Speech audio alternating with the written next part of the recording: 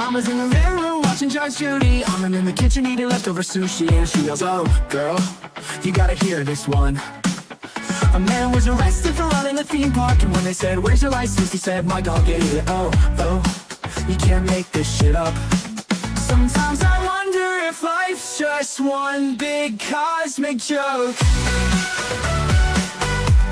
It's like she's on a Reddit, reading r/funny lawsuits, yelling from the couch. As she sips on a Prosecco, makes fun of all the weirdos, and then I hear her shout. It's like she's on a Reddit, reading r/funny lawsuits, yelling from the couch. As she sips on a Prosecco, makes fun of all the weirdos, and then I hear her shout, "Girl, you gotta hear this one." Mama loves to laugh at how absurd life is, says it's all a comedy and I'm her audience. And I love the way she makes fun of the world. She said, "You'll never guess what's true with their girlfriend. It was a man who didn't get us out of the bed. He said, I've been through hell and now I need some help. You just can't make this shit up. You just can't make this shit up." Sometimes I wonder if life's just one big cosmic joke. It's like she's on a Reddit, reading r/funny lawsuits, yelling from the couch. As she sips on a Prosecco, makes fun of all the weirdos, and then I hear her shout. It's like she's on a Reddit, reading r/funny lawsuits, yelling from the couch. As she sips on a Prosecco, makes fun of all the weirdos, and then I hear her shout, "Girl, you gotta hear this one."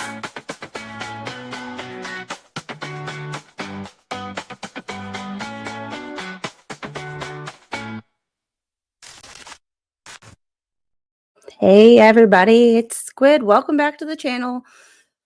Today we're going to talk about something that we've been kind of waiting for a long time, but I don't think anybody wanted it to go this way. And sorry, I'm just kind of cleaning off the clutter on my desk. I've got lip glosses and timers and pens and receipts and all sorts of BS. So I'm a little early today because I wanted to make sure we got through this entire thing because it is 47 pages. And for those of you who want to see the rest of the me make fun of Milltown's worst, we will do that tomorrow around this same time. However, this needed to be talked about. Breaking news. Maya has lost her appeal. If you are completely oblivious to what this case is, this is the Maya Kowalski case of the Netflix documentary Take Care of Maya. The TLDR, Maya has CRPS, which is very painful. She was diagnosed as a child. However, her mother took her to Johns Hopkins All Children's Hospital in Tampa, Florida. I don't know. It's a Florida man story. And they proceeded to not only accuse Maya Kowalski of doing awful things to her child. They took her away. They basically medically kidnapped her. And while they were doing that, Beata was in such a place that she decided the only way to save her child was to self-delete. So her family and her husband, Jack Kowalski, sued the hospital. And after years and years, it finally went to trial in 2023. And then Johns Hopkins appealed. And Johns Hopkins won their appeal.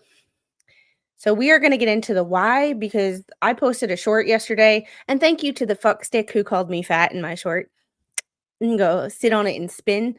I said I was on my way to the gym. If y'all didn't catch my short yesterday, I posted a short of an article about this story that said we were going to talk about it further.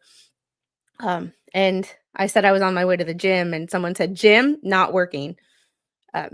Oh yeah, Flash fan. Here, before we get into the story, I will enlighten y'all with the wonderful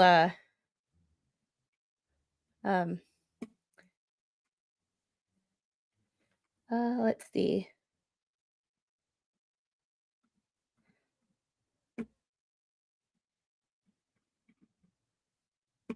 This lovely, wonderful person. So let's remove that from the stage. I had it all set up and ready to go, but since we will share my screen for a second. This Jim, it's not working. So whoever Jay Cantero is, 3336, he wanted his 15 minutes of fame.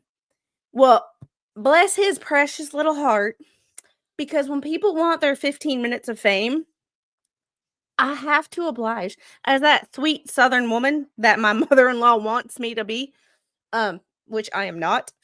As that sweet pearl clutching Southern woman, I am more than obliged to give people exactly what they want. He wanted his 15 minutes of fame. So this mofo has 0 subscribers. His channel's been around since 2011. So if y'all think he's one of the anti-Hales people just coming to hate on me, he's not. And he's also not Zach. However, when you are hiding behind a keyboard and your feet are in your profile pic, like you have some foot fetish, unless you're going to come to my gym and work out with me, don't. Unless you look like Sydney Sweeney or Channing Tatum, don't you start talking about how overweight I am. When I'm working on it, I can lose weight, but honey, you'll always be an asshole. Your personality dysfunction is a lot harder to fix than my weight. So bless your precious, precious little heart. So if y'all want to go let him know exactly how you feel about that, by all means. I should have thanked him for the engagement too, but So there's that.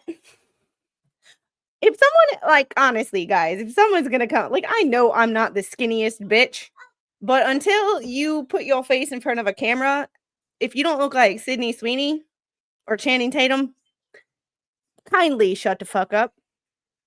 Thank you. PSA over. uh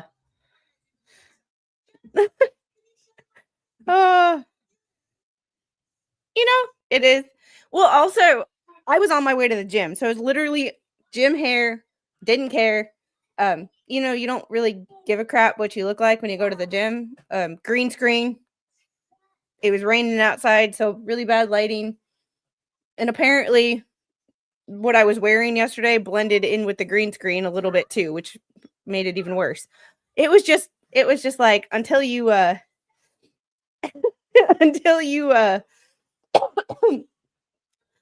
until you post your face in front of a camera and not behind a keyboard, kindly shut the fuck up. You Squid, wait, you telling me to go full AT1 on him? Are you sure? Mr. Robert Ward did. He's also a Navy vet. He kind of lit him up too. Hello, Squid. I look exactly like Channing Tatum. So but I should have thanked him for the engagement. That's the one thing I forgot to do because I was, but I did post a video or another short of not the workout yesterday, but after the workout, I stayed for the next class and I did the technique. It was 5 clean and jerks at 70% roughly every 90 or one every 90 seconds. So I did 88 pounds and I posted that. So it's like, if you're going to talk crap about me, it's like, thanks for giving me more content ideas. And Hung Hero, thank you for the 20 gifted Squid Pro Quo memberships. As always, You are the best. Turn and chat green. Why am I laughing? I am laughing because when people talk about other people's looks, it's one of the reasons that I just don't talk shit about people on the internet. The only people who I will talk about their looks is Bruce and Fleesa, but that's because you talked about my kid. When you talk about my kid, any fucking thing goes. You involve my kid in your theatrics and your drama and trying to get views, I will just do whatever the fuck I want and not really give a shit. However, other than that, like, I believe that unless you look like a supermodel, you should, you know, be reserving judgment on other people's looks. So, you know, you do kind of look like Chris Tucker. I'm not gonna lie. You could be like brothers or cousins or yeah. I know he knows I'm not making fun of him. Anyway, we're going to where's Papa Squid? I did not tell him. That my clean and jerk was really great looking. During that competition, so we had the weightlifting part of the competition. The weightlifting event was for weight. You and your teammates' weights got added together, and that was your placement. Or that was your score. It was a clean, 2 front squats, and then a hang clean. I did 105 pounds. I probably could have hit 115. But because my partner is new at CrossFit and has never done anything like that, especially in a competition, I wanted to give him as much time as possible to figure out because he doesn't know what his 1 rep max is. So we kind of didn't know what weight to put on the bar. So I took 3 attempts. I took 83, 93, 85, 95, and 105. And kind of let it go. So,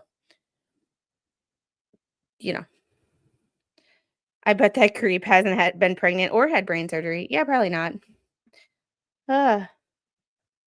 The gym is working in other ways too. She has escaped the little. She has been dedicated to the cause. She's now too tired to bitch. She has muscle development. I'm having problems with 3-pound weights. But 3-pound weights are still good because people say that, like, and this is getting off our topic, but this is topic for the other channel. People say that, like, oh, I'm only doing 3 pounds. Well, that's 3 pounds that someone else isn't doing. And that's also when you think about people are like, oh, if you're over a certain age, you couldn't squat or you shouldn't squat. Squatting is getting your ass off the toilet. From an OT perspective, squatting, getting your ass off a toilet. Shoulder press, getting clothes out of your closet or putting something on a shelf in your closet or getting dishes out of a cabinet. Deadlifts, picking something up off the floor, dog bowls, anything, plants, you know, things like that. So people are like, oh, you hear some people preach people over a certain age shouldn't do certain movements. Maybe not for like weight, like, you know, you don't need somebody who's 80 years old just doing, you know, deadlifts just for the sake of doing deadlifts. But if you want even an 80-year-old who wants to pick up their grandchild, maybe doing deadlifts might be a good idea. It's all about perspective. So, yeah. Hello. I meant laughing at me for looking like Tatum. Women never believe me. I'm shocked. Shocked, they say. Well, I don't know. All I see is a picture of a dog. So, you know. By the way, Troll Squid is scary. I wouldn't troll her. I'm not scary. I just don't take shit. Whoopsie. Of course it did. Whoopsie. Hold on, guys. Oh my goodness. What happened, Angel? Oh no. Oh no. Oh no. Hi guys. Well, yeah. Yeah. Yeah. Well, it's right here. So I got replaced. I've been replaced. So, whee! All right, guys. So we're gonna get into this. I've been like that since I was 25. Please stop kicking my desk because that's how things fall. Oh my goodness!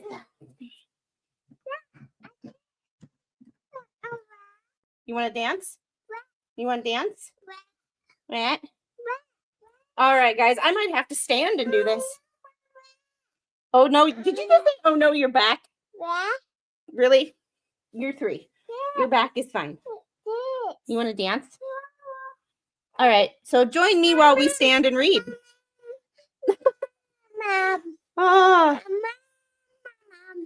You have your mattress on the floor. Japanese sleeping to reactivate my muscles lost to the hospital 2 years ago.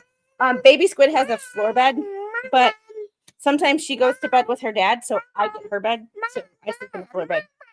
Her bed's more comfortable than mine right now, anyway. All right. Excuse the awkward angle. Somebody stole my chair. So we're going to be she likes to shake my desk, and right now the way I have the setup, until I get tripod for my camera, we are stuck with a wobbly camera that when someone decides to kick my desk, the camera tips over. So, and she went and kicked my desk, and yeah. Can I read now? No. It is Baby Squid, so we see, like every time, girl. You need to stop kicking my desk. You need to stop kicking my desk. I love you. You're adorable, but Sleepwatcher, thanks for the $10 super chat. It's getting colder here. 44 degrees at 1 p.m. Finally closed the last 2 windows. Great sleeping weather. Yeah, I sleep with the windows open sometimes too, but it is humid. So it's like, it's that bone chilling cold where sometimes you need to take a shower in the morning just to warm up. Angel, you need to stop kicking my desk. Girl, you won't hurt yourself. Please don't rip that. All right, let's get into this. We have 47 pages to cover, so we're going to kind of finish it as quick as possible. Hey, Miss Gail says, Baby Squid, say send money. Can you say send money?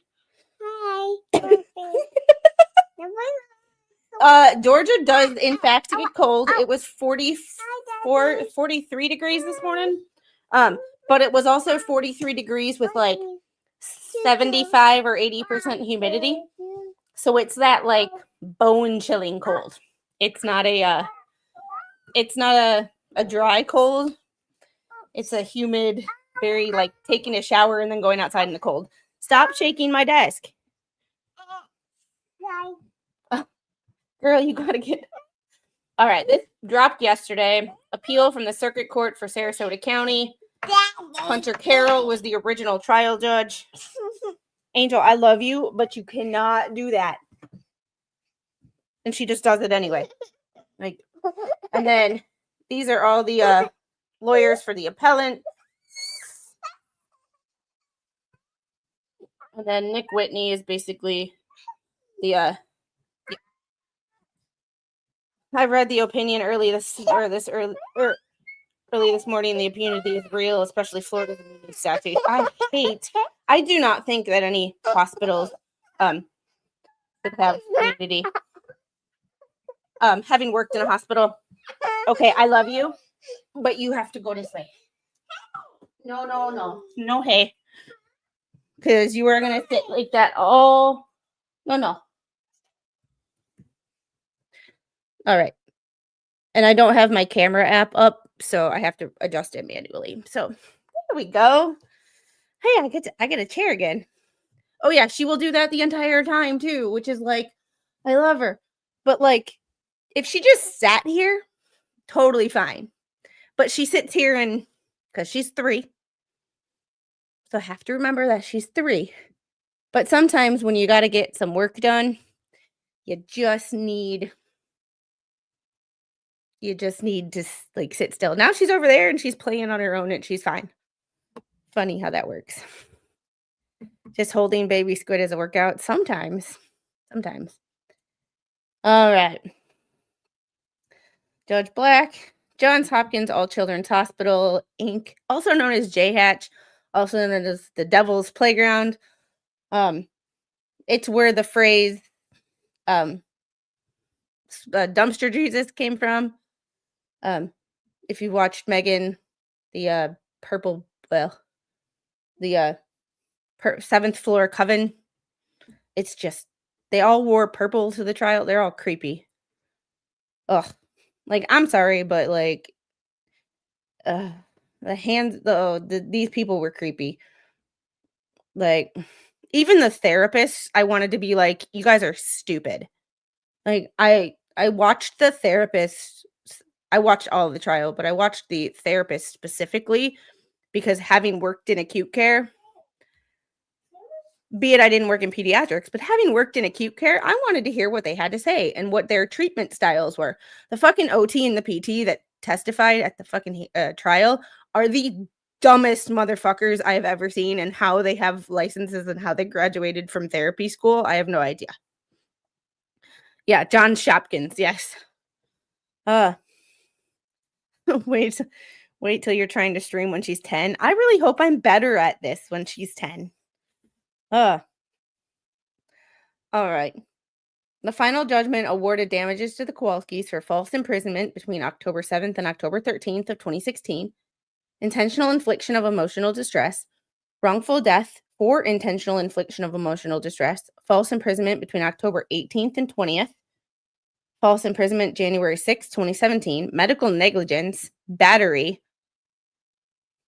Also, I really wish that they would have charged that social worker for the A word, for like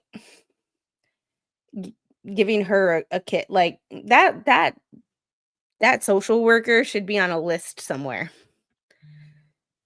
Wow, I walked into a Sailor stream. Oh yeah, watch the first 5 minutes. Battery for unspecified dates and fraudulent billing.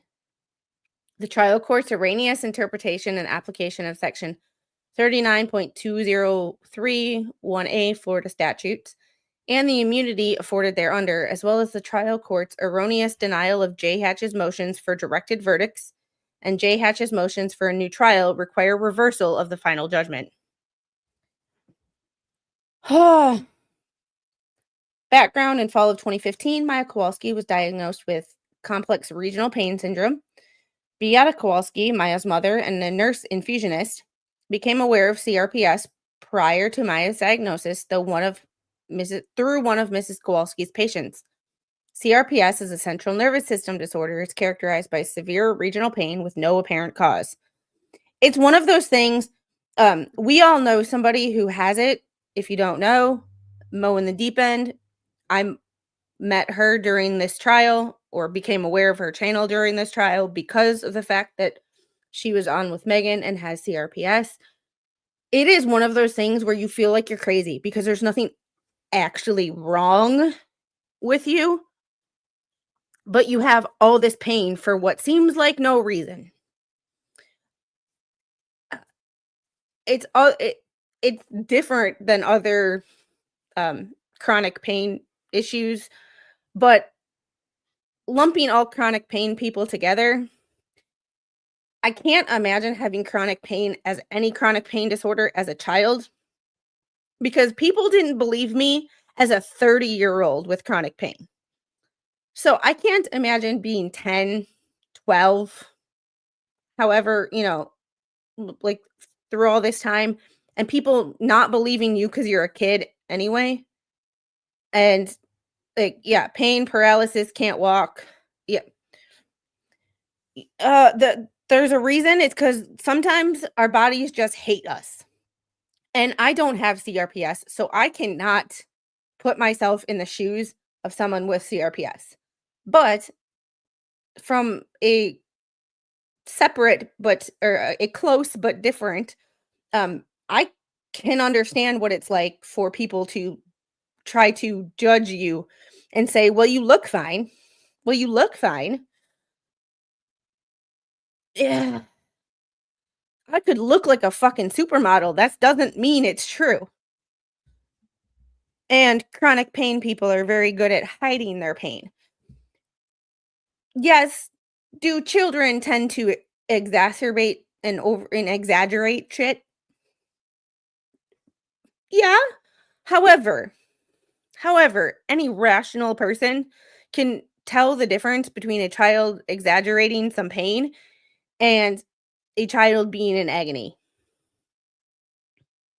You're having that issue in your right leg. Nothing like a female nurse telling me I'm beautiful, my eyes are beautiful, and she would date me while she was assisting me clean up naked in the bathroom. Yeah, that's a line. Like, I'm sorry, I had some patients that were 20-something men, and, like, there's lines that you just don't cross. Like, there are lines that you just don't cross, and once again, you can think anything you damn like. However, there's a huge difference, especially in a professional setting between what you think and what comes out of your actual fucking mouth. It's creepy. Yeah, like stroke-like symptoms were all in my head. Yeah, I can't feel my feet, but that's all in my head. Well, it was technically my head or my brain was falling out of my head. But yeah, I'm making it up. Just, you know. I've read that fibromyalgia is believed to be an overabundance of nerve endings. Some percentage of people with it have more than twice the number of nerve endings in their body. And that makes sense. Nerve pain is the worst because it does change the structure of the brain. And this is one of the things that we can get into on the other channel. However, I've done enough post-college education to know that chronic pain changes the structure of your brain. It is so it's not that it's not a real pain, but it can't be explained away like I'm having shoulder pain because I worked out too hard or I tore a muscle or you know, I have a strain, a sprain or something. It is so hard to explain to someone who has never experienced chronic pain in their life what it's like to wake up on a daily basis and not know when you open your eyes what that day is going to bring. That day you might have the most energy, you might have no pain at all, or you might try to get out of bed and everything just hurts and you didn't do shit to deserve it. It's it, it I don't know. It's hard to describe to someone to not know what every day is going to hold and go to bed at night questioning whether your day is going to be, you have all this shit on your to-do list. All this shit on my to-do list. And this to-do list is just computer related stuff. This is not housework or anything like that. I can't imagine having it any worse than I do. And there is a lot of people who have it worse than me. So you know, there's another scale called McGill Pain Scale. You're diagnosed with fibromyalgia and Hashimoto's thyroiditis now. Addison's cerebellum is shrunk. It caused a tripping issue. I was just crushing my cerebellum whenever I turn my head or move my head. So,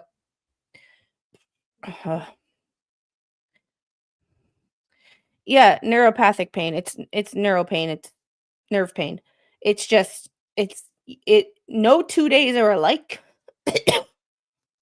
And no two people are alike. And that goes for most other injuries too.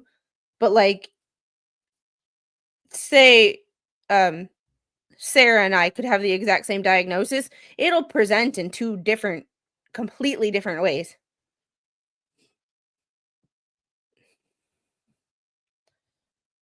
All right. Patients with CRPS experience an array of symptoms, including agonizing pain in the affected region or limb, extreme sensitivity to touch, light sensitivity, and lesions. Initial treatments for Maya's CRPS included warm water, physical therapy, non-narcotic pain meds, and opioids. When the initial treatment failed to relieve Maya's pain and symptoms, Maya began receiving ketamine. This included Mrs. Kowalski taking Maya to Mexico, where Maya was placed in a 5-day ketamine coma. People had a big problem with this and the people at the hospital had a big problem with this. People watching the trial, from what I remember, on like, it was either Law and Crime or Court. It was one of them. In the Law and Crime chat, you could tell who had chronic pain and who had never experienced any issues at all in their life, just based on the reaction to this. When you are desperate for pain relief, you will try everything. And I can't imagine having a child going through this and having to be the mother of a child going through this. And being in, so you are desperate for answers. You are desperate for anything. And when you aren't getting it, you will go to wherever you can get answers. It's like, tell me you're not a parent without telling me. And I'm sorry, I have a really, like, I know a lot of people who work with kids in, either ABA clinics, therapy clinics, pediatric nurses. I am convinced that you should not work with peds until you've had kids, because there's a huge difference in your line of thinking before and after kids, because there's a huge difference. And I'm sorry, if you're a doctor and you don't have kids and you work with peds, I'm leery of you. I'm leery of you. Yeah. Did you get my email about all 4 sisters had your condition? I think I sent. Yeah, I did. It was one of those that I got while I was at work, and I just couldn't respond, and then I forgot. For a period of approximately 8 months prior to her admission to JHatch in October of 2016, Maya was being treated with ketamine infusions through a central venous port in her chest. Ketamine infusions were authorized and overseen by Dr. Hannah, pain management doctor. Although ketamine had been the longest used and most successful treatment for Maya's CRPS prior to her admission to JHatch, Maya's physicians had also prescribed other treatments, including hyperbaric oxygen and immune system stimulants. During most, if not the entirety of her treatment, Maya was unable to walk without assistance and was in a wheelchair.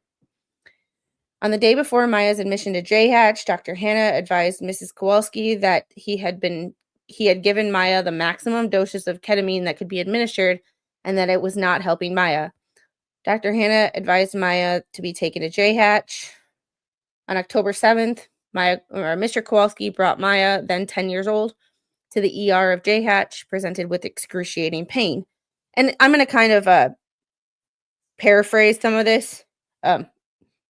Instead of reading it word for word, it's like leaving out the years, because, upon Miss Kowalski's arrival at JHatch, she was adamant that Maya received ketamine infusions, although JHatch was unable to confirm with Dr. Hannah that Maya had been in his care and had been receiving high doses of ketamine. The hospital ER notes state that dosages at the ER at the level demanded by Mrs. Kowalski could not be administered in the ER. And the footnote, Dr. Hannah did not testify at trial. Maya was ultimately admitted to the pediatric ICU at JHatch.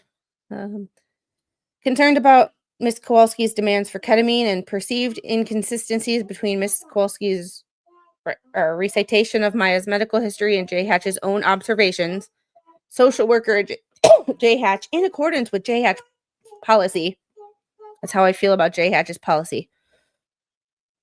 But you can also say that about multiple other pediatric hospitals across the country. Social worker at JHatch, in accordance with policy, called the Department of Children and Family Abuse hotline on October 7th. The following day, October 8th, JHatch contacted Sally Smith, because of a suspected that word. Dr. Smith, who had privileges at J Hatch, is a pediatrician and was the medical director of the child protection team for Pinellas County at the time. This is the most bullshit word I've ever seen in my life. Child protection team, my ass. Sorry. On October 9th, a second call from social worker at J Hatch was made to the child hotline. Second call resulted in an immediate investigation. The thing I hate about ERs, having been to a few of them myself, is they don't have, if you haven't been a patient there, they don't have your full medical history. And if you forget one fucking thing, God help your soul, they think you are lying. I know they get drug-seeking patients all the time. All the time. However, like, sometimes ER doctors and ER staff, especially newbies in the ER, they just yeah, they couldn't get a hold of him apparently. So, it's you know, and hey Robert, how are you?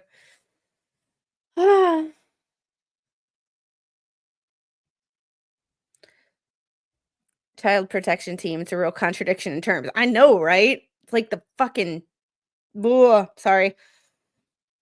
Y'all, if I usually really hate asking for super chats or grifting, but I have a feeling with the subject matter that we are talking about and the fact that I keep dropping F-bombs every 5 seconds, I am trying my best, but this Sally Smith bitch.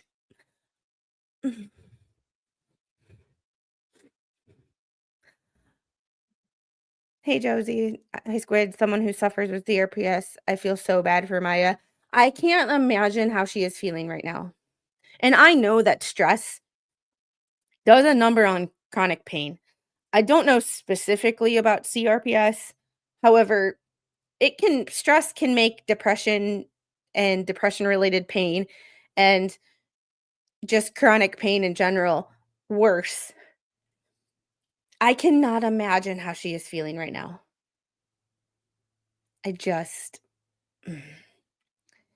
I live in Pinellas County. CPS is overburdened to this day. It seems every hospital here is a teaching hospital. I have a question though. Are they overburdened with like cases that actually need to be taken?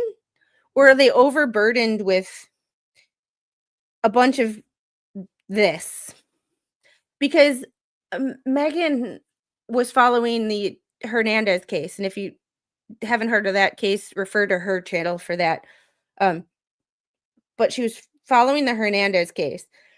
And she had the child abuse pediatrician at CHOA, Children's Hospital of Atlanta.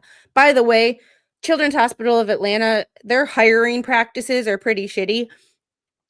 In the sense of when the Charlie Kirk thing happened, and I was gonna do a live stream on just reactions from like people having interesting reactions online. One of the people that was fired or that lost their job due to their celebrating the death of another person was a Children's Hospital of Atlanta nurse. So I already have problems with their hiring practices. However, Megan had found their child abuse pediatrician had done a webinar or some sort of class where he said having too much money can be a sign of child abuse, not having enough money, sending your kid to, it was like everything. If it wasn't just right, it was like spending too much time with your children can be signs of abuse. Not spending enough time with your children can be a sign of, it was like, there was no winning with this dude. So I suggest if you have chronic pain and you have a child, you go and you discuss your chronic pain and your issues that might be carried on to your children with your pediatrician, because that's what we did. And Timothy, thanks for the $20 super chat for the kerosene jar. This should cover you for a while. And thank you. Oh, and by the way, I do have access to all the Charlie Kirk documents. Andrea, oh shoot, Flash fan, help me out. Andrea Burkhart is a lawyer who did a lot of work on the Brian Koberger case. She is out in Washington near the Idaho border. She has a Substack. So I took all the with all the documents on it. So I took all the money that you guys donated or gave me in that one live stream to put towards documents, and I paid for her Substack for a year. So I gave her $150 for the year to get access to her Substack to get all these documents. I would rather give her and support her because she is a I don't know if she still does it, but she is a public defender. So she's not the most she's not a J-Hatch lawyer. She's smarter than a J-Hatch lawyer, but she doesn't make the kind of money that a J-Hatch lawyer does as a public defender. So I put that money because somebody let me know that she had all the documents on her Substack. So I forwarded that. Instead of paying $40 a month from now until the trial is done, I would rather give her. Being part of CPS can be, it's just, there's no winning. My opinion, effing knows in everyone's business, never care to ask, just call CPS. Disciplining a child, get to call. Yeah, long story short, when I had a come to Jesus, when we were still talking to my in-laws, I had a come to Jesus moment with my father-in-law because we were out to dinner and I showed him a picture when baby Squid was just starting to eat. I gave her a fried egg, obviously cooked all the way, and a mashed up banana. But I gave her a banana to gnaw on, and then when a piece broke off, because, me specializing in, feeding, self-feeding, I think I'm qualified to teach my child how to eat. And I said, I was like, I was proud to show them a picture of her eating solid foods. And he goes, we lived in a town of less than 3,000 people, and we're at the only sit-down restaurant in a town of 3,000 people. And he's like, you're putting her in danger. And I'm like, the next week, I'm like, we had to come to Jesus moment because you don't do that shit. And that was about the time that this trial was going on. And I'm like, no, there are CPS happy people. The last thing I need is for someone to follow me home, call CPS because they think I'm putting my child in danger when literally all I gave her was a fucking banana.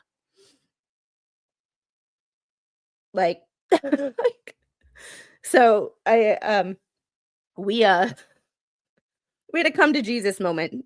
So I can only imagine what it's like for people who are doing questionable things. Not saying that they are abusing their children. However, if a public spanking, I have never given her a public spanking. She's never needed one, never deserved one. So I've never given her one. But to those people who do, I don't judge because there's a difference between giving a child a disciplinary spanking, especially when they hit you first, and beating your child. There's a big difference in my opinion. However, people call CPS for making kids walk home down the block. For disciplining your children now is considered abuse. My child is not my friend. My child is my child. She can become my friend when she's 30. When she's grown up and she doesn't need me as a mom anymore, then we can be friends. But until then, I'm her mother, and my job is to teach her how to be a smart, independent, well-adjusted, and respectful adult. I'm not trying to be her bestie. Although she is my little bestie. Just saying. And Andrea, thank you for the $50 super chat funds. You guys are amazing. I am blessed to be able to sit in front of a computer, read documents with you guys, give you my opinion, and have you appreciate, actually want to hear my opinion. I cannot tell you how blessed I am. And Jeffrey, I did get your message. 30,000 pounds of bananas. I will watch that later. Let me close this so I'm not distracted. Oh. Hey, Ricky Bobby. Can you imagine the child without people who understand her pain? Oh my God, the pain was so bad. Her mom knew it. Yeah, I can't. Like, I know what it was like for me as a 30-something to describe to people who worked in a hospital. Like, I worked in a hospital at the time, and my coworkers didn't even believe me. They thought I was trying to get out of work. And I'm like, "No, literally, like, it feels like someone's trying to beat their way out of my skull, and as a result, I can't feel my feet." I don't That's not me trying to get out of work, that's me trying to explain to you how shitty it is to have to wake up every day. Because there are days when I was like, "Lord, if you're gonna take me now, because I can't do this anymore." And so I can imagine how, you know Oh, no.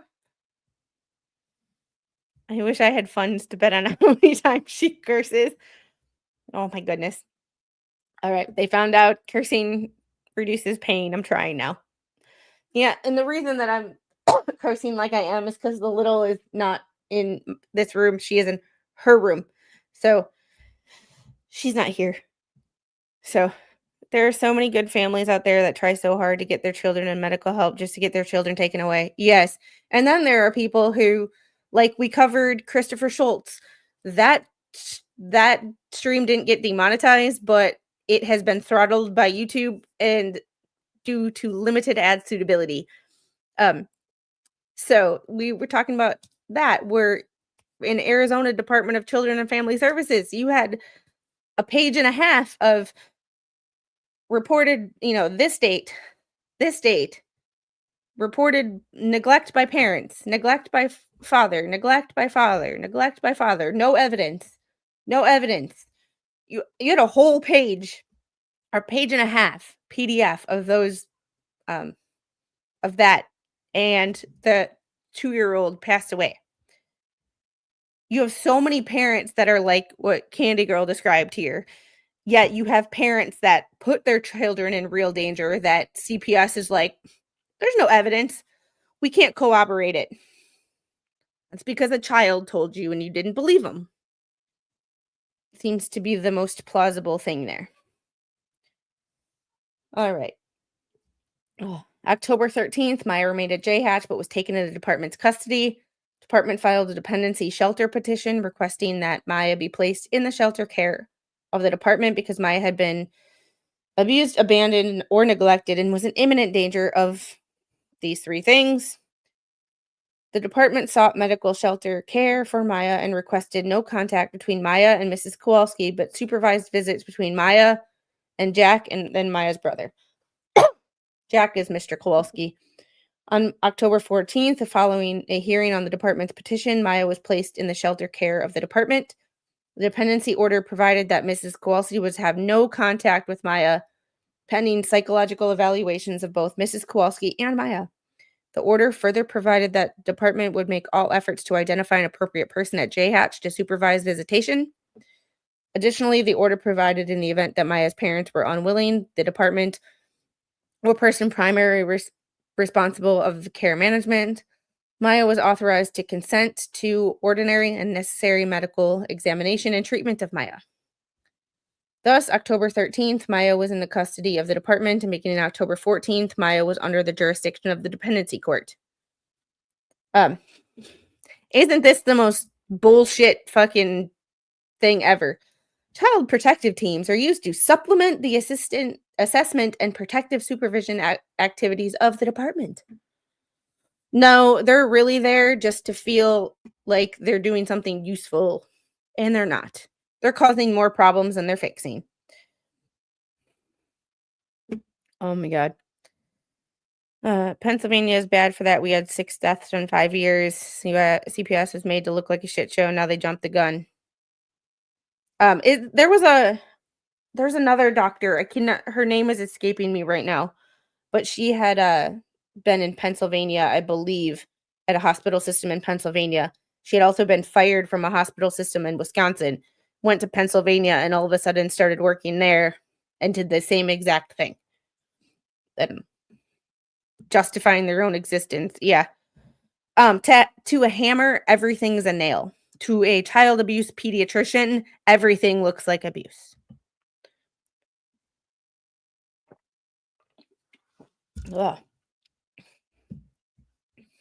At trial, Mr. Kowalski testified that at some point between October 8th and 13th, he and Mrs. Kowalski requested that Maya be released from J-Hatch, and that J-Hatch subsequently threatened them with arrest if Maya were to leave the hospital AMA.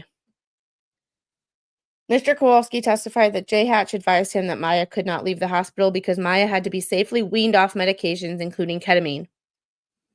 This is what I never understood. They said that they couldn't verify that she was on ketamine, but yet they were giving her ketamine at J-Hatch. Like, J-Hatch's own story did not add up.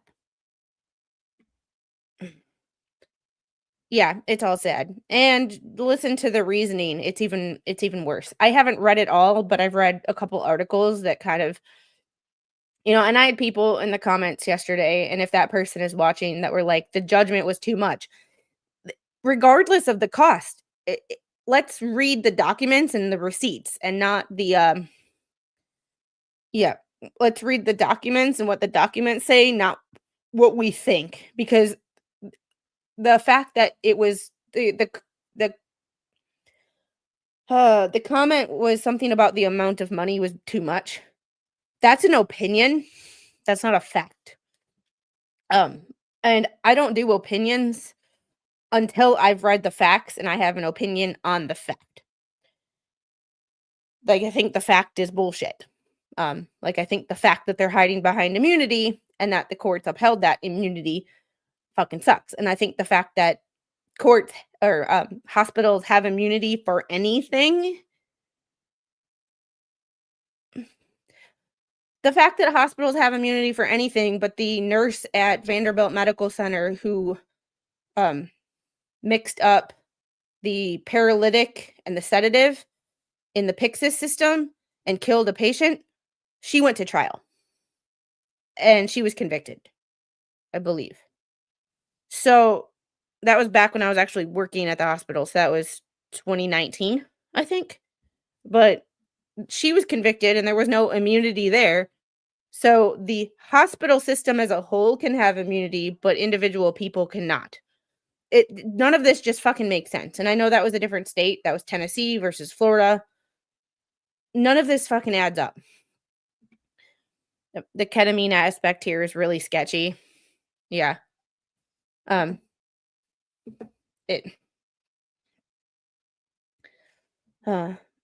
Evidence at trial established that J-Hatch attempted to transfer Maya to another hospital, but that the Kowalskis would not consent to the transfer because the insurance codes on the transfer form indicated that Maya had Munchausen syndrome or conversion disorder, or was the target of Munchausen syndrome by proxy, and did not indicate that Maya was suffering from CRPS. And I don't blame them. The funny thing is they were still billing for CRPS. So that's where the medical fraudulent billing comes in, because you're saying she doesn't have something, while subsequently billing insurance for that money. That's fraud.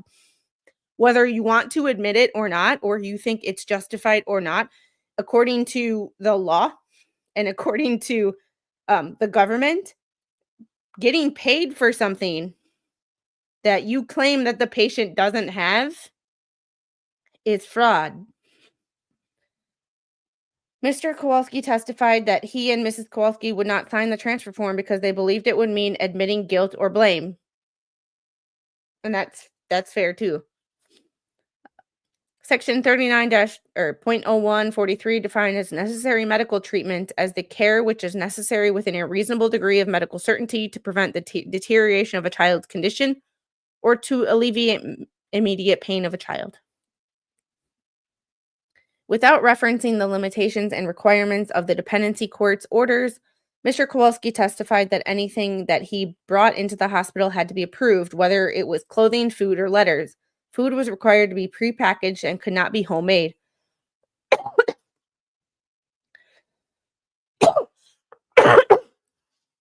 Mr. Kowalski testified that during one of his visits, Maya had asked him whether Mrs. Kowalski was in a mental institution. When Mr. Kowalski asked why Maya would say that, Maya told him that a J-Hatch social worker, Catherine Beatty, That's the bitch that should be on a list. Had told Maya that Mrs. Kowalski was receiving mental health treatment. Mr. Kowalski testified to additional statements made to him by Maya, including instances where nurses had told Maya that her illness was all in her head, and where Miss Beatty had told Maya that she could be Maya's mother while Maya is there at the hospital. Catherine Beatty, if you ever see this, your ass should be on a fucking list somewhere and never be within 500 feet of a child. Oh yeah, it's bad, Sarah. It's bad. It's bad. Megan streamed the entire trial. It was bad. It was bad. Mr. Kowalski also testified regarding his own interactions with Miss Beatty, wherein she asked him, "Did you ever consider divorcing your wife?" He responded, "What are you talking about?" And Beatty said, "Oh, forget it," and walked away. Mr. Kowalski relayed to Mrs. Kowalski what had happened during his visits with Maya and the information he had learned. Evidence established that prior to Maya's admission to JHatch in October 2016, concerns had been raised about psychological factors affecting Maya's physical condition by medical professionals who had treated Maya at Tampa General and Lurie Children's Hospital of Chicago. Although he was aware that Maya had been moved to a new room on October 18, 2016, Mr. Kowalski testified that he was unaware that the new room, identified by JHatch staff as the EEG room, was under video surveillance until many years after the fact. Here's the thing, playing devil's advocate, when they do what's called a VEEG. It's a video EEG. They attach a bunch of wires to your head, they glue them to your skull. It's a nice thick pack of wires. But that room is video monitored. My assumption here is that they told them that it was an EEG room, but they never specified what an EEG room was. He testified that he never saw Maya mistreated. Likewise, he never saw nurses taking actions that he considered to be cold or unusual. Of course they don't, because they never do shit when family is there. They never treat people bad when family is there. And if they know your family's coming, that's when they get you out of bed and put you in the chair, because they know that someone's coming. So if you're ever in a hospital, even if you don't have family planning to visit that day, tell them you have family coming to visit that day, and you will most likely get out of bed. Just a life hack.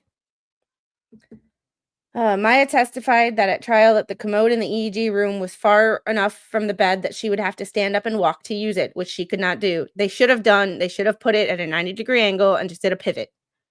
Maya believed that the nurses wanted to provoke her in order to prove that she could walk. I hate this. It's therapy's job to put it farther away. Like, I would set it up for nursing where here's the bed, here's the commode. So we would just have to, or nursing staff would just have to go up and over. Fair enough. Patient safety. Me as rehab and someone who knows the history of this patient, how they walk, if they can walk, I would put it 5 feet away and be like, we're walking to the commode. But that's my job as therapy. It's not a nursing staff's job to test the patient. That there's so many things as someone who worked in acute care, as a therapy assistant, which the difference between an OT and an OTA, I just did treatments. The OT did the evals. I did all the treatments. I'm nobody's assistant. I'm not assisting anybody. I'm doing my own shit. The OT does the evals and writes the goals, and I do the treatment. This is not the nursing staff's job to test a patient. It's not a nursing job to test the patient. It's therapy. If you think that the patient is faking it, that is when you call in therapy and you say, I think the patient's faking it. Can you walk with them and prove that I'm right? I would have nursing staff do that all the time to me. Hey, you have it set up as a 90. I think he can walk and that he's just being lazy. I've had patients that are just plain lazy and they think that the hospital is a fucking 5-star hotel and everybody's supposed to like wipe their ass. I've had 35-year-old patients perfectly capable of going to the bathroom by themselves ask nursing staff to wipe their ass. So there is instances where patients do fake it. But that's not nursing staff's job to test, because that is how falls happen. That is how patients get injured. That is therapy's job to safely say, okay, we're going to walk over there. And that's therapy's job. Stop doing therapy's job or thinking that you know more than therapy, because you don't. Oh, can you tell? I'm like, this agitates. Like, this agitates me.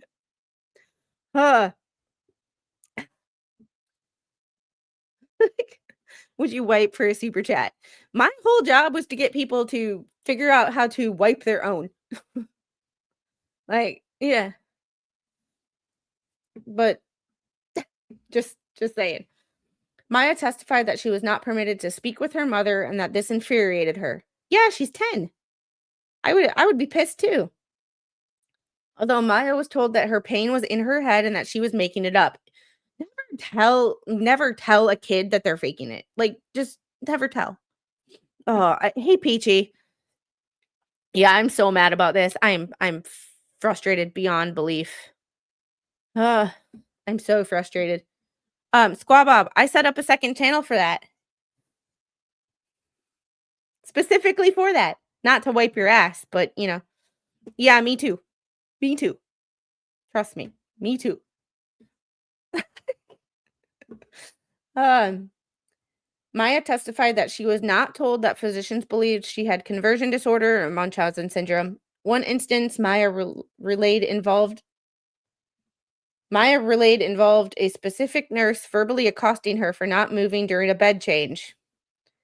Despite Maya advising the nurse that she could not walk, stand, or roll, the nurse said, "If you don't move right now or else." Never threaten a patient. Like, never threaten a patient. Even if you think they are faking it, never threaten a patient. That's when you just move them and you suck it up and do your goddamn job.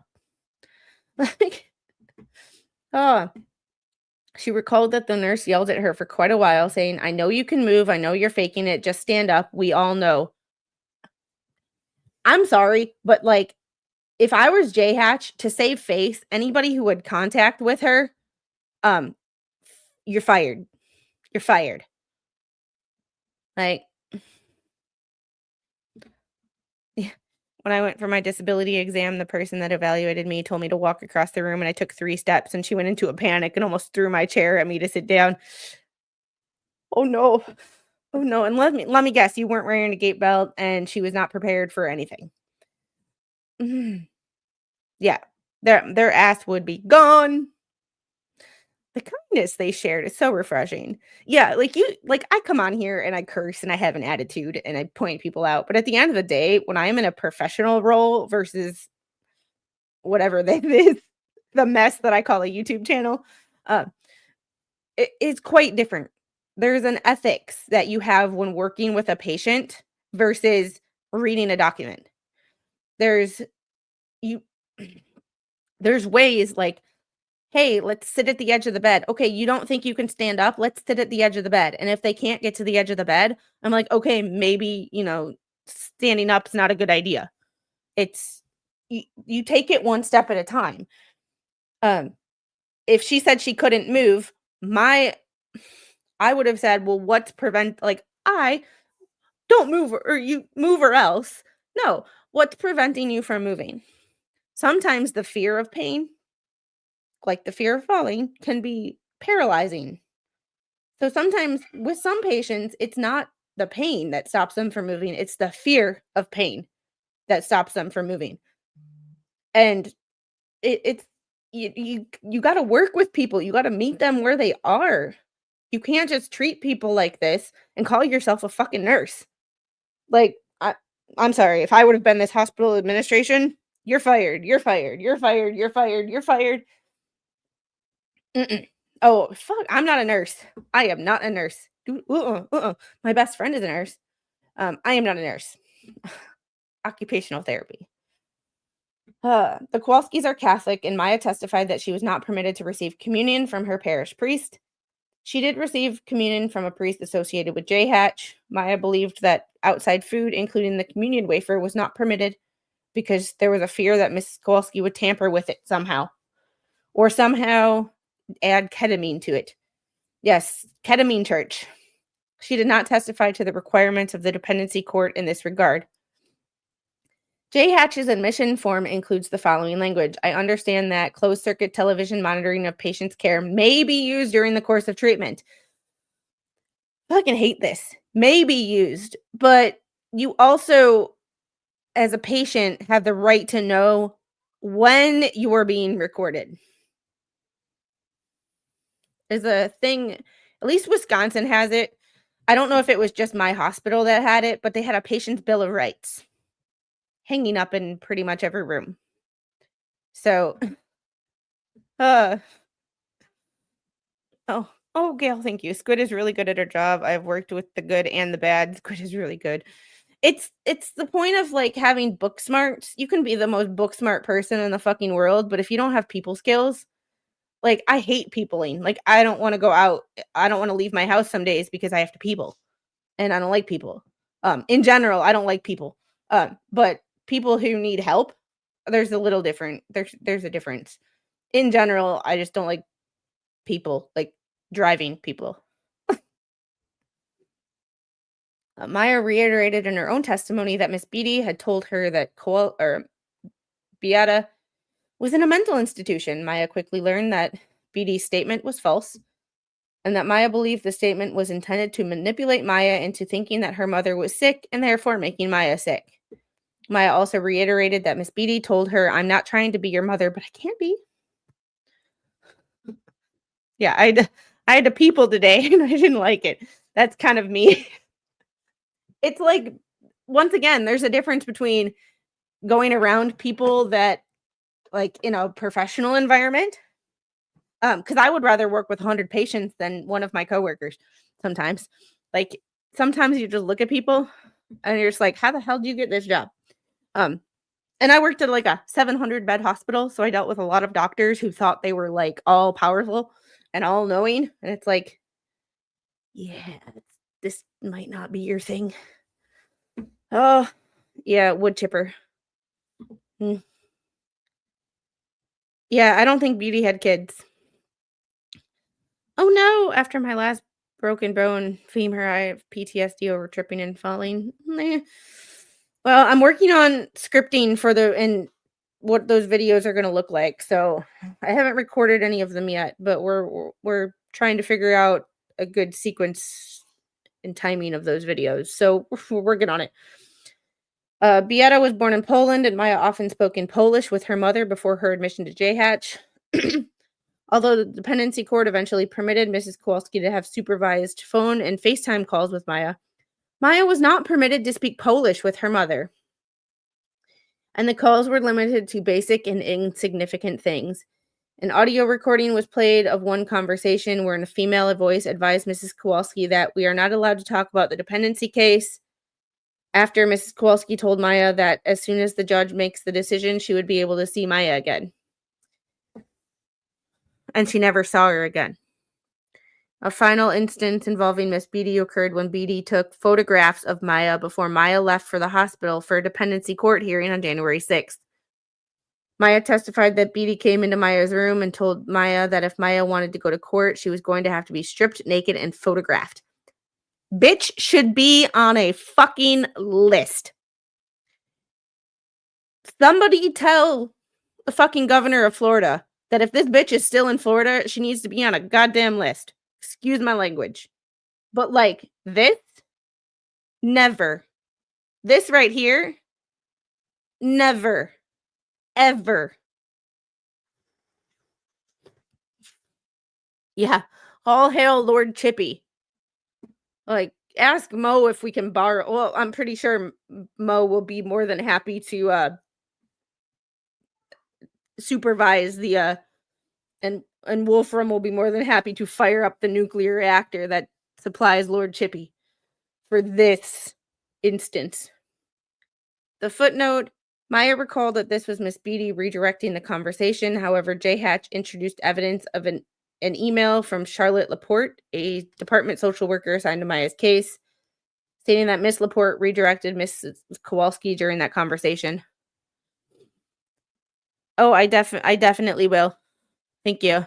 And Janet, thank you for the $5 super sticker. I appreciate you so very much. Well, I'm just like, I just, Miss Beatty and another bitch. Sorry, paraphrasing. Photograph Maya before court. Maya was wearing a training bra and shorts in the photograph. She understood that the photos were for the purposes of the dependency case. I'm sorry. No, like, you're going to court. Like, you're not seeing your mother.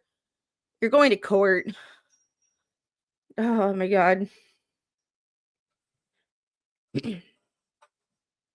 When an observation room nurse states, if you pick your nose, we'll bring you the...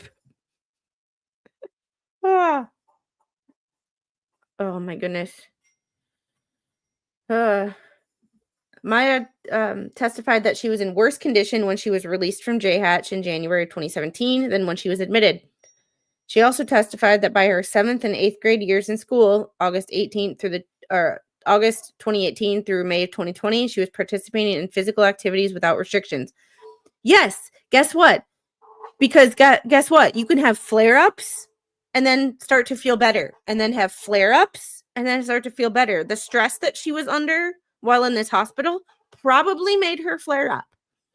Beatty Mengele. Yeah. Oh. Dr. Death. Miss Beatty's deposition was played for the jury. She testified that she was a licensed clinical social worker at J-Hatch at the time of Maya's admission. She testified that she was required to follow the dependency court shelter orders, and that it was the dependency court that determined who Maya could see and when. She also testified that, and this is the passing the buck. Everybody passes the buck and said, this isn't my fault. This isn't my fault. See, it's this person's fault. Where does the buck stop? It didn't stop with fucking Joe Biden, now did it, when he said that? So where's these people? CRPS is unpredictable. You can have flare-ups. Yeah, and it's like, you can have flare-ups, but it's also like, think about, you can have flare-ups. Stress makes things worse. And then when you're trying to, but you can also fake being happy. Like, they tried to bring into the court that her social media and that she went to homecoming, or either homecoming or prom or something, and that she was wearing a dress. I was like, Shapiro, you should be on a list for creeping a 17-year-old's like Instagram, because that's creepy. You should be on a list somewhere too, Mr. Shapiro. She also testified that court orders provided general parameters, but that Department of and J-Hatch, to some extent, determined how to implement those parameters. Beatty testified concerning the initial calls to the department abuse hotline and the rationale behind those calls.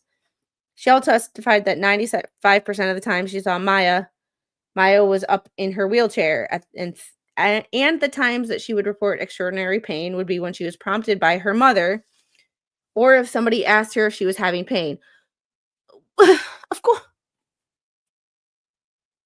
Oh, shit that makes your head hurt as a medical, like, I'm not a doctor. So when I say medical provider, for someone who has provided therapy treatment in a hospital, generally no one really sits there going, all the damn time. Just because they're in pain doesn't mean they will be screaming in pain. Oh my God. So the only time she said she was in pain was probably when her mother said, "How are you feeling today?" Just a way things, like, just a way things can be taken out of context. When the way she phrased it was when her mother, prompted by her mother probably asked her, "Tell them how you're feeling." And Maya probably didn't want to, and her mother said, "Tell them how you're really feeling." knowing that her daughter was probably lying. Because, if people are telling you that you're faking it or not believing you, you're going to stop talking to those people. Ask me how I know. When people think you're faking your symptoms, you stop talking about your symptoms to those people. Because all you get is negative feedback and shit. And if she's already being threatened or feel like she's being threatened, and remember, she's only 10 years old. So if someone threatens you at 10 years old, you're going to stop telling them because every time you tell them, they threaten you. It's like, Beatty, you have a freaking social worker degree, and do you not see the psychology behind that? Most people try to block it out or get their mind off of it if it or it drives you nuts. Yeah. Hence why I do this.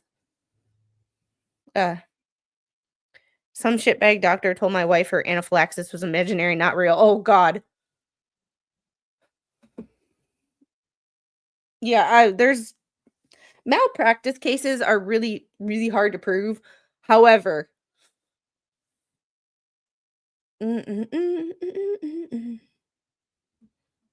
yeah, I can be fine and then have a flare-up that puts me out for weeks. When you suffer with chronic pain, you learn techniques to put on a brave face.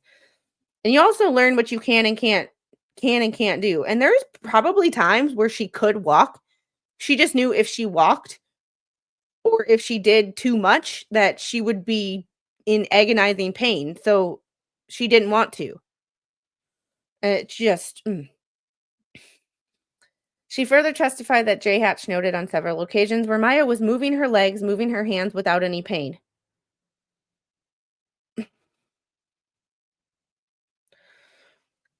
Without any visible pain. Remember, there's always that, like, I have pain when I'm doing this, but I'm not showing it because it's bad, but it's not like scream out in pain bad. Yeah, I have high blood pressure and it gets higher when I go to the doctors. Duh. Yep, pretty much.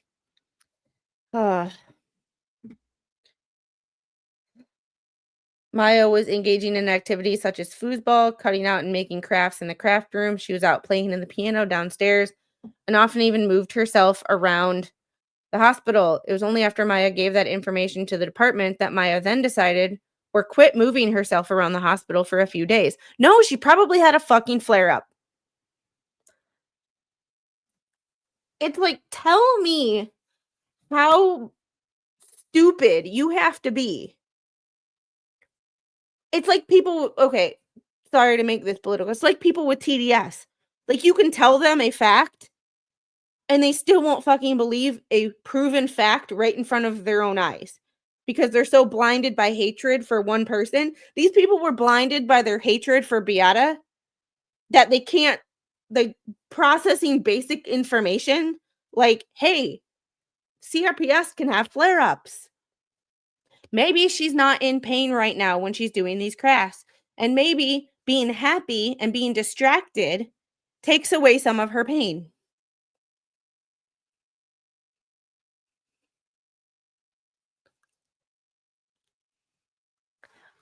Ugh.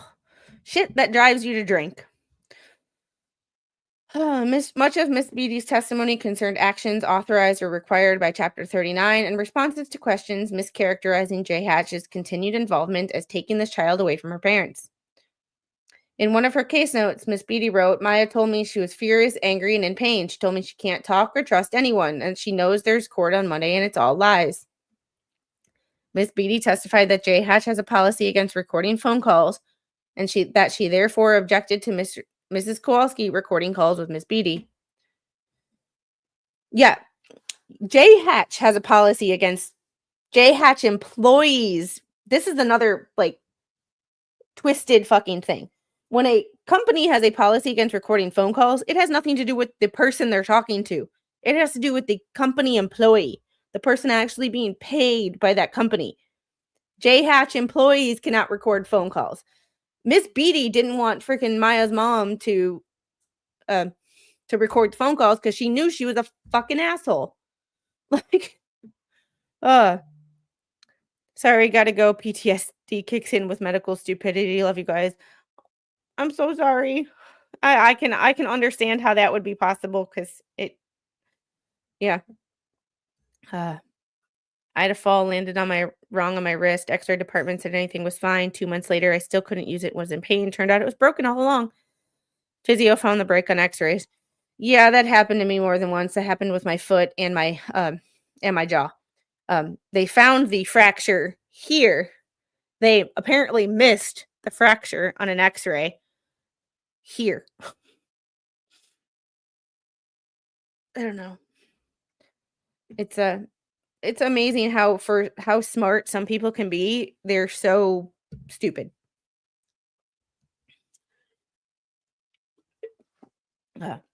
She also testified that the department asked J Hatch to monitor Maya's calls, and that times came through Miss Beatty's phone. She would put her phone on speaker to allow Maya to have the conversation. Miss Beatty supervised phone calls between Maya and Beata. Once the dependency court authorized supervised limited contact. No time did the dependency court authorize in-person visitation between Maya and Beata. Miss Beatty testified in January that J Hatch's risk management department asked Miss Beatty and another person to take photographs of Maya before she was taken to a January 6th dependency court hearing. The request for photographs had been made by an attending physician at J Hatch. Here's part of why I think that is bull fucking shit. If a request for photographs is made by a physician, that request generally goes to the nursing staff, and it will be the nursing staff. The fact that a freaking social worker is taking pictures, I don't know any fucking social worker that ever took pictures of a patient, especially without their consent, court ordered or not.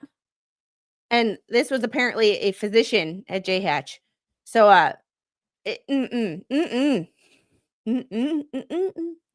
Nope.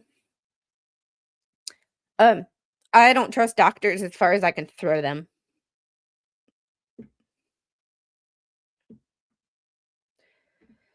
Miss Beatty testified that in the professional contacts in the foster care program, photographs are taken if there are injuries.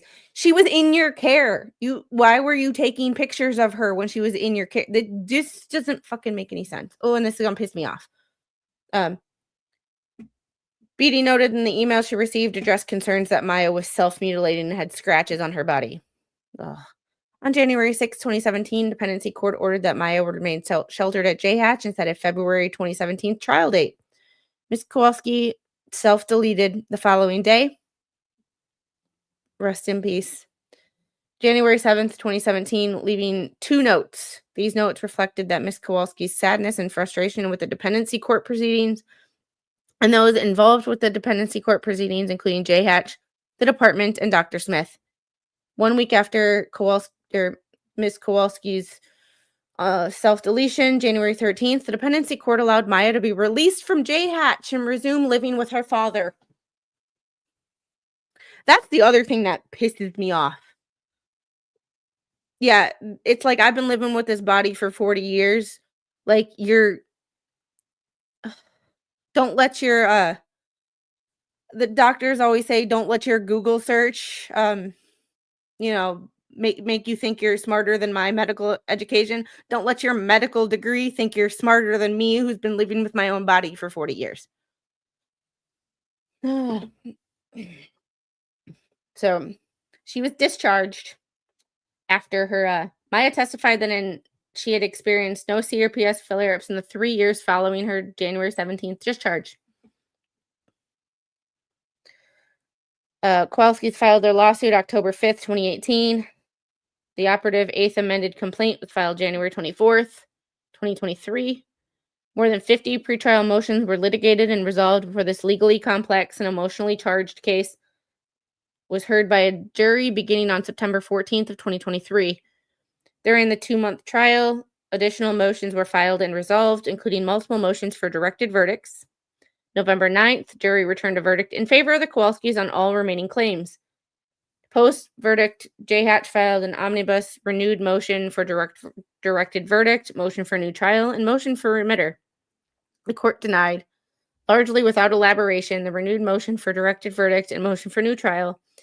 It granted in part the motion for remitter, the court then entered the final judgment.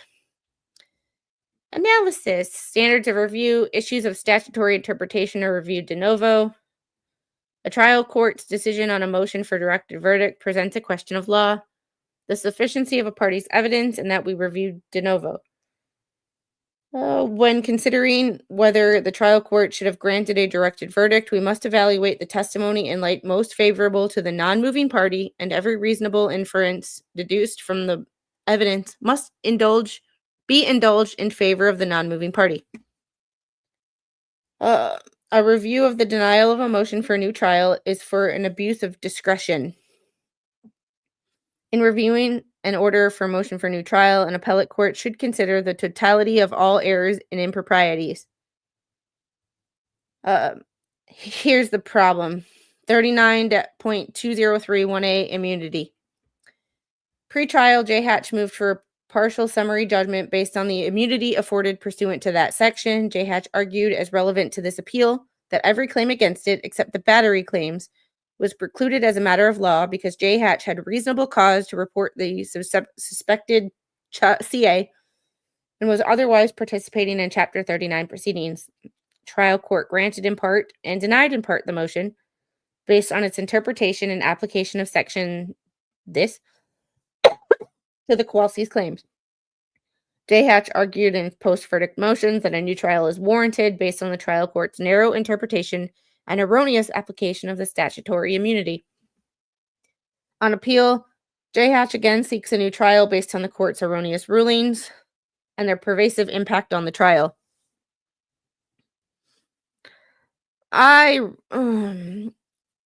This is where I think that everybody at J. Hatch should be named and shamed. I am that bitch. I think that every parent in Florida should know about these people. And I believe that if you come into contact with these people, your words should be, oh, you're the people from the Maya Kowalski case. Yeah, you're fired. I want somebody new. Are they going to need some serious crowdfunding to take this back to court because the Kowalskis have no money to fight this again? Yeah, I am. Yeah. I am the naming and shaming type. If I could remember the name of my the neurologist who wouldn't do the follow-up MRI that discovered that I had issues going all the way down to my lumbar spine. If I remembered his name, I would have named and shamed him and his attending. But I did file a formal complaint with the hospital, so, you know, that's how I got treatment in the first place, is I filed a complaint. Never be afraid to tell a doctor that they're fired and that you want a new doctor. Especially if it's in the same hospital system, like you're working like the VA hospital has, 10 neurologists on staff. You just want a different neurologist because you're like, this shit isn't working. Who was on the board? Those people love, ooh, Snipe Hunter, I like you. We're going to have a name and shame session. Obviously without doxing, but, a board member is on a website. And a website is public information. So we can just, let's see who these people are. Yeah, I wouldn't even enter. Yeah, there's a bunch of... if I ever have to take the little anywhere, it's probably going to be Augusta.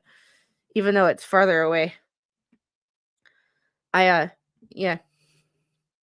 Trial court considered 2 sections of Chapter 39 and applicable precedent addressing the statutory language. 201(1)A addresses mandatory reporting of CA and provides in relevant part any person who knows or has reasonable cause to suspect that a child is this by a parent shall report such knowledge or suspicion to the department in a manner prescribed by this subsection 2.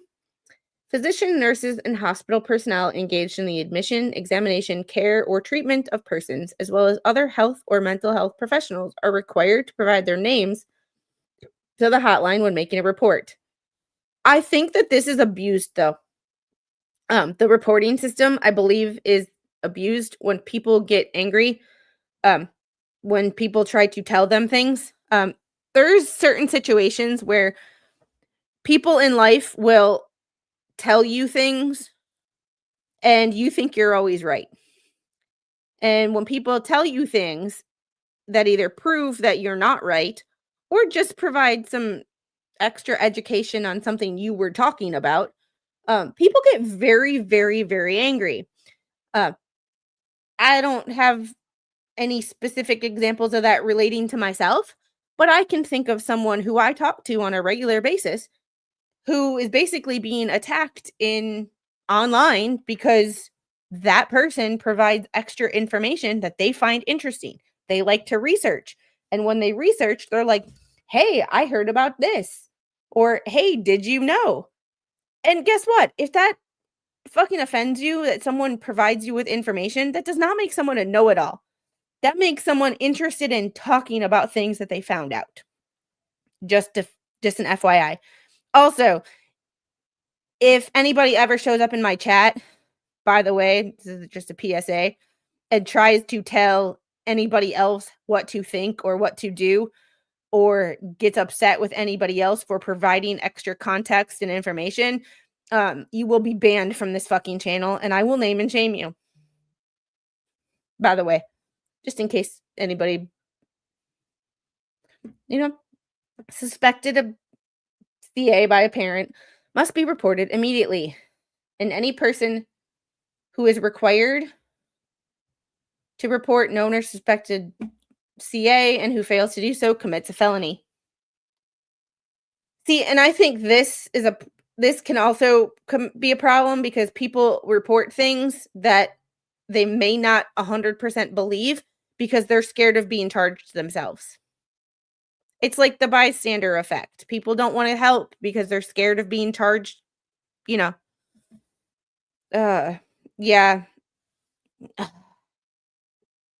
Yep. The electrical stimulus from a TENS unit causes my pain to go crazy. And see, it's opposite for me. I love using my TENS unit. I need to use it more. The only problem is they want me to use my TENS unit on the back of my neck. However, I get so close to I'm afraid of getting too close to my carotid artery because, yeah, what about suspected CA by the hospital? Right?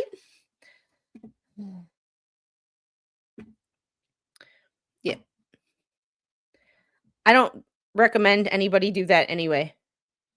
I mean, sometimes it's obviously out of your hands, but if you can help it, I don't recommend going by yourself. This statute addresses actions authorized or required by Chapter 39, as well as reporting. And the footnote was notably the department bears responsibility under Section 39.201. I think like any government agency, I'm sorry, but y'all, government agencies are the worst. The worst. Government employees are the worst because they always pass the buck.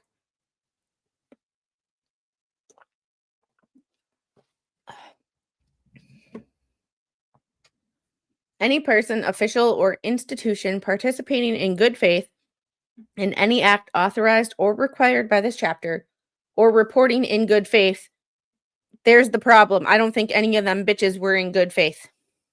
None of them. Not one motherfucker in that hospital. Or at least not the ones that testified in the ER department. I don't think any of them. No good faith. Yeah, that's creepy. That's why that bitch should be on a list. Like, yeah, assignment of blame and cover your own ass are their number one concern, not you. Yeah. My problem with the VA is it's the CYA kind of it's a CYA system. Not everybody, but the vast majority of people are covering their own ass for something, not interested in actually helping people. Reporting in good faith any instance of CA, abandonment, or neglect to the department or any law enforcement agency shall be immune from any civil or criminal liability which might otherwise result by reason of such action. In construing Section 39-201, the trial court also considered both cases addressed only reports of suspected CA and the immunity afforded thereto. In your court, the court concluded that there are two ways in which a doctor can be immune from civil liability for making an incorrect report of CA. Immunity exists as a matter of law if the doctor has a reasonable cause to suspect that the child has been abused and makes a report of the abuse by law as is required by law. In that event, there is no need to determine whether the doctor acted in good faith. Once reasonable cause has been shown, a reporter complying with the statutory mandate to make a report, by definition, is operating in good faith. However, the absence of reasonable cause does not prove liability. It merely removes the immunity that would otherwise apply as a matter of law. If the objective evidence does not support the conclusion that the doctor had a reasonable cause to make the report, the doctor may nevertheless claim immunity from civil liability by showing that the report was made in good faith. The fact that she didn't say that Sally Smith didn't ever say who she was proves to me that there is no good faith. You were hiding who you were. And I'm sorry, if you feel the need to hide who you are and why you were there, you are a problem. You are a big problem.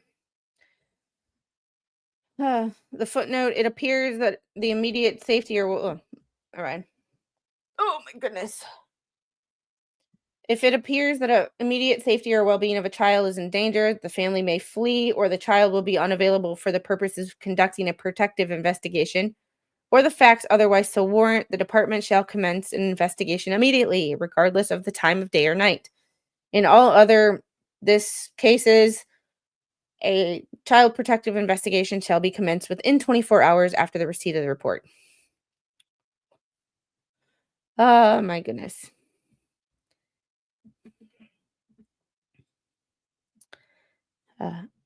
Attorneys have stated that I am too complex and need to be on event or dead to assist me. It's fucking stupid. I am not. Yeah. If this continues, we're gonna need another donation to the curse jar. The swear jar is I'm starting to run out of space. Like, oh my goodness. Do you ever just look at stuff and you're like, this is gonna make me angry just reading it? So let me read it on stream where everybody can see how angry I am.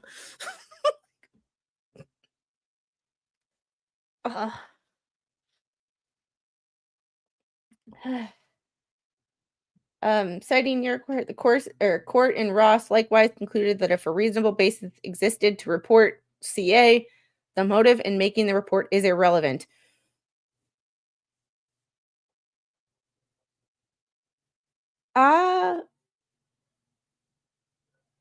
Hold on one second. Okay. I heard knocking, and I think it was just my child hearing the people get off the bus and knocking to try to get their attention. She likes when the kids come home next door and she knocks on the door or the window to get their attention and wave hi. Grace, thank you for the Tony Pop. LOL, here you go. Oh my goodness. Yeah, I have a feeling so far I think we're good. Let me check. Hi, beautiful. Oh, come here, baby. I have to take a mama break real quick. We have to I have to take a quick mom break. Everybody grab a drink. Be right back.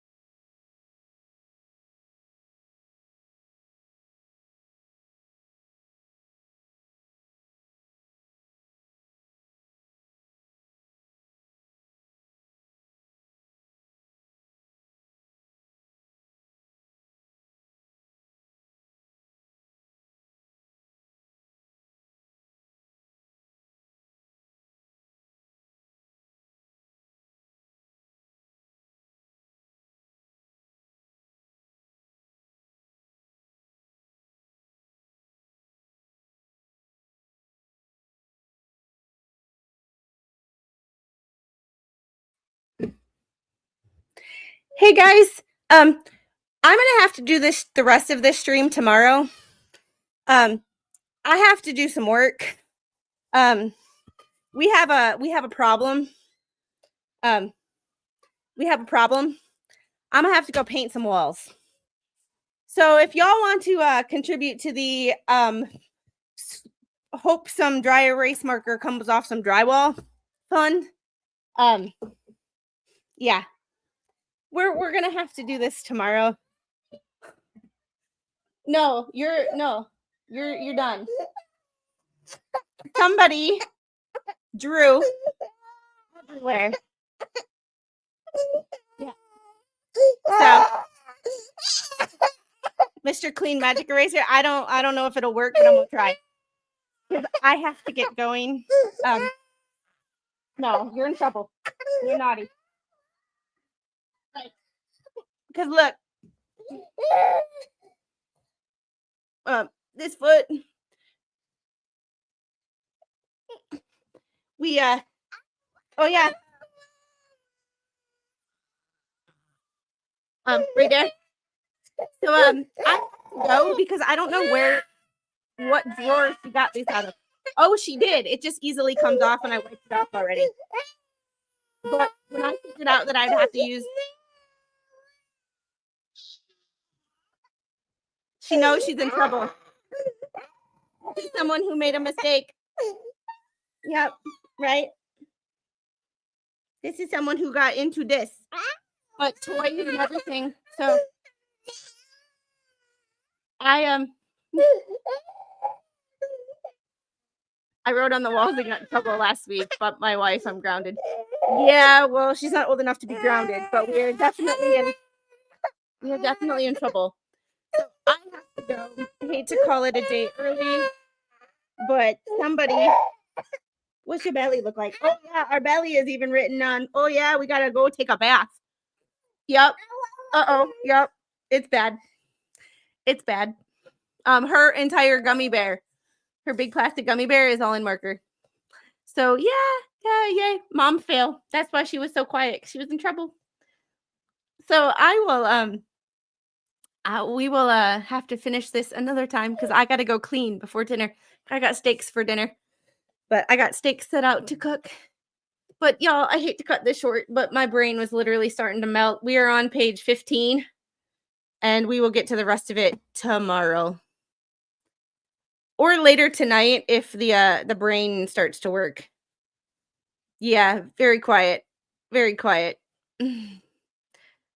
I'm sure Squid never did this kind of stuff when she was young. Oh yeah, I wrote what my first grade room on all my toys. Like I wrote like property of, Yep.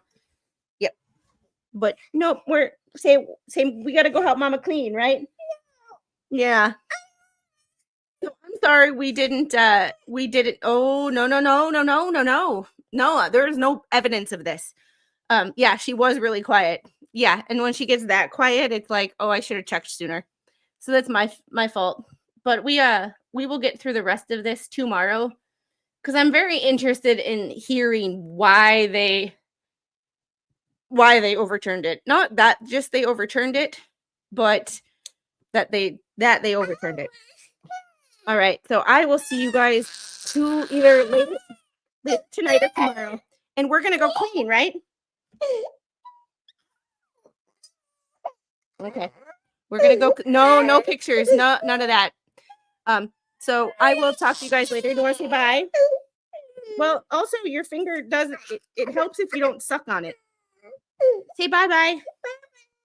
Bye. Say I'm gonna go help Mommy clean off walls. Yep. Bye guys. Have a great day. Mama mode engaged. Bye.